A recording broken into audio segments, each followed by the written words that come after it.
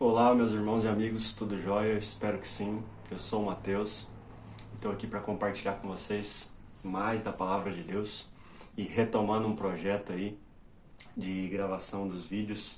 Nós vamos gravar falando sobre o livro de Mateus, capítulo por capítulo. E cada capítulo nós vamos fazer uma reflexão, um comentário. E vamos retomar esse projeto aí semanalmente dos vídeos.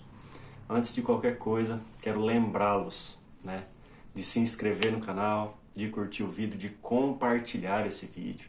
Se você entende que a palavra de Deus pode transformar a vida de uma pessoa, compartilhe a palavra de Deus, compartilhe esse vídeo, mande esse link para os seus amigos, para os seus conhecidos, e que a palavra de Deus possa alcançar vários corações. Beleza? Então vamos lá. E hoje nós vamos refletir, iniciando o livro de Mateus no capítulo 1. Eu vou dar uma breve introdução sobre isso e refletir junto sobre alguns versículos aqui do capítulo 1. E eu estou aqui com a minha Bíblia comentada do Jesuscope. E nós vamos para o capítulo 1. Antes de qualquer coisa, só uma breve introdução sobre quem foi esse escritor, Mateus. Foi um dos discípulos, de Jesus. Era um cobrador de impostos, o sobrenome, alguns estudiosos da Bíblia dizem que o sobrenome dele era Levi, Se eu não me engano, em Marcos fala que o nome dele era Levi, Jesus o chamava de Mateus. Livro da genealogia de Jesus Cristo, o filho de Davi, filho de Abraão. Abraão gerou Isaac, Isaac gerou Jacó, Jacó gerou Judá e os seus irmãos. Judá gerou Perez e Zerá, cuja mãe foi Tamar. Perez gerou Esrom, Esrom gerou Arão e gerou Aminadab. Aminadab gerou Nasson, Nasson gerou Salmão. Salmão gerou Boaz, cuja mãe foi Raabe. E Boaz gerou Obed, cuja mãe foi Ruth. E Obed gerou Jessé. Jessé gerou o rei Davi. E o rei Davi gerou Salomão, cuja mãe foi aquele que tinha sido mulher de Urias. Até o 6. Depois vamos ler o 17 aqui. Assim todas as gerações, desde Abraão até Davi, são 14.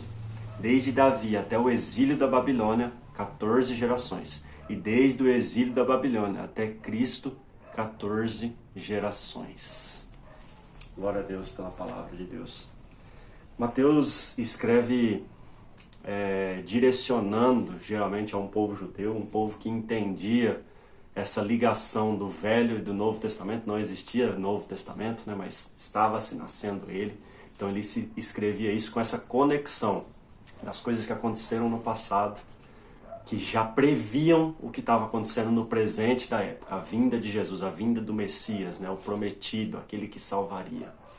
Então, basicamente, nesse primeiro capítulo nós refletimos sobre isso, Jesus era o prometido, já era esperado, existia uma expectativa, uma promessa de que viria um Salvador, um Messias, aquele que traria redenção e salvação para aquele povo que sofria, E nós vemos aqui, porque ele usou esses dois grandes nomes, Jesus, filho de Davi, Jesus, filho de Abraão. Os pais, da época dos religiosos, dos judeus, do povo de Judá, do povo de Deus.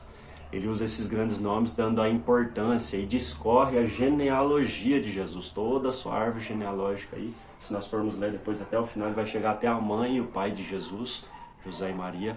Mas nós vemos, conectando isso às escrituras do Velho Testamento, que Jesus veio muito antes dessa genealogia.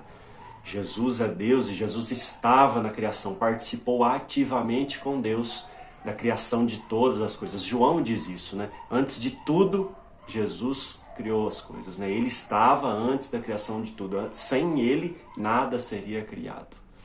Então nós temos essa ênfase de que Jesus veio antes de tudo isso. Jesus é Deus, é o Filho de Deus, o prometido, o Deus encarnado.